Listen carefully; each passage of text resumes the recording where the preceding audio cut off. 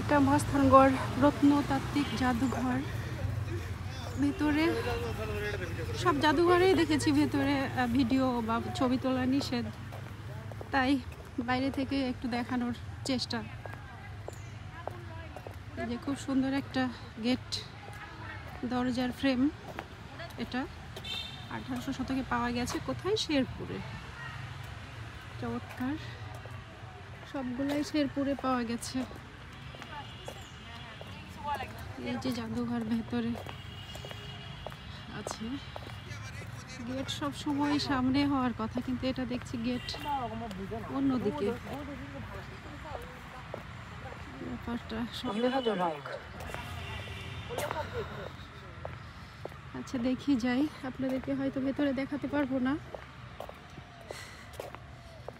এখানেই সব কিছু।